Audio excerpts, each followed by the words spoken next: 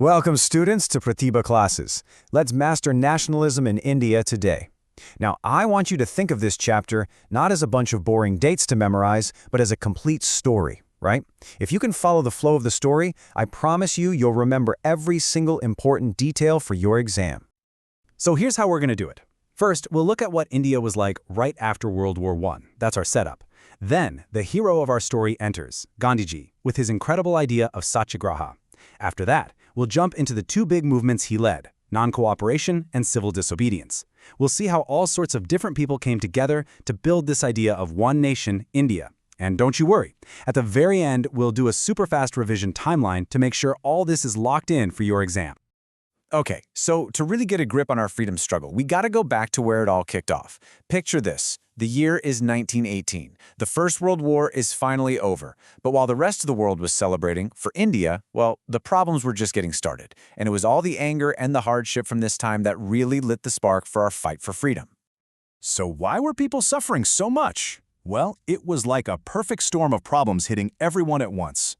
To pay for the war, the British cranked up the taxes. Prices for things you needed every day, they literally doubled. Young men from villages were being forced to join the British Army. And as if all that wasn't bad enough, the crops failed and a deadly flu epidemic was sweeping across the country. People really thought things would get better after the war, but they got worse. Now it's into this really difficult and angry situation that a new leader arrives on the scene.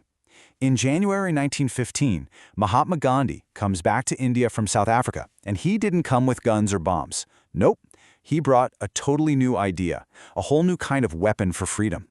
So what on earth is this Satyagraha? Okay, everyone, listen up. Pay close attention here because the definition of Satyagraha is a guaranteed 2-mark question. Mark this as important. At its heart, it's a simple, powerful idea. If what you're fighting for is true and just, you don't need violence to win.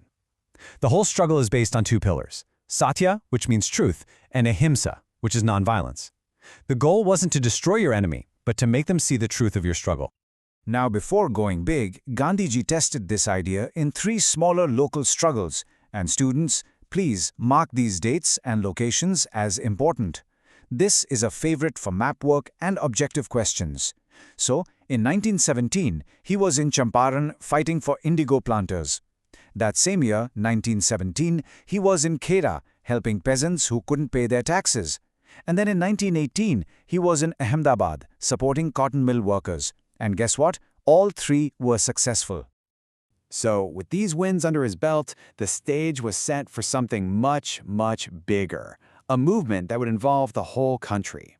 But the thing that really tipped it over the edge was a new, really unfair law passed by the British that made everyone furious. And this was that law, the Rowlatt Act of 1919. People called it the Black Act, and for good reason. It was totally unjust. It basically gave the government the power to arrest any political activist and throw him in jail for 2 years, without any trial.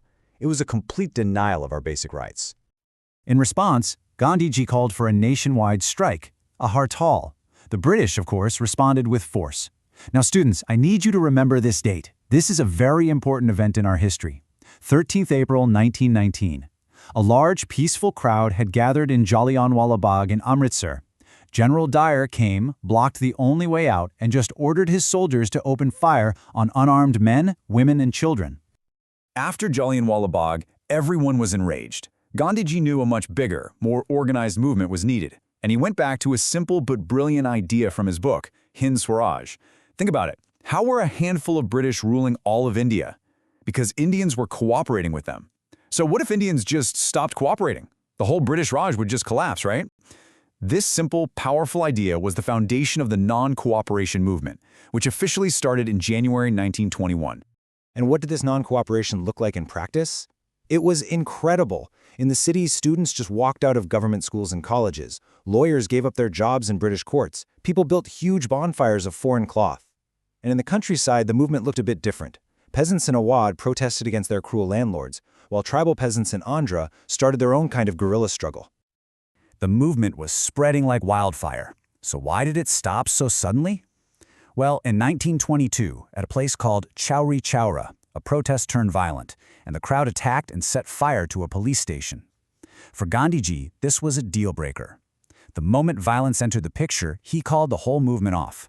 Remember, for him, non-violence was everything. So, after the non-cooperation movement was called off, things were a bit quiet for a few years. But don't think that the anger went away. It was just simmering. And by the late 1920s, India was ready for the next big step. A new phase of the struggle that was even more challenging: civil disobedience. And what kicked things off this time? A group called the Simon Commission. The British sent this commission to India to talk about reforms. But get this, there wasn't a single Indian member on it. I mean, can you imagine? A bunch of British guys deciding India's future without any Indians involved? It was a massive insult. So, everywhere the commission went, they were met with black flags and people shouting, "Go back, Simon!" This anger boiled over into a historic moment. In December 1929, at the Lahore Congress session, a huge declaration was made. The new goal was Poona Swaraj, or complete independence. This was a game changer. The fight was no longer about getting a few more rights from the British. The fight was now for total, absolute freedom. Now, declaring independence is one thing, but how do you actually achieve it? Gandhiji knew he needed another big movement. But this time, he chose a symbol that was so simple, so powerful, that every single Indian could connect with it: salt. And so, with this many of his most trusted volunteers, he started his famous march to the seacoast. That's right. Just 78 volunteers started the march from Sabarmati Ashram, and they walked for 240 miles to the coastal town of Dandi. It took them 24 days. As they walked, thousands more joined them. And when he finally reached the coast, Gandhiji bent down, picked up some salty mud, and made salt, breaking the British salt law. And with that one simple act, the civil disobedience movement had begun. Okay, now this is a sure-shot question for your exams. What is the difference between non-cooperation and civil disobedience? It's really simple. Non-cooperation was about refusing to do things, boycotting schools, courts, goods.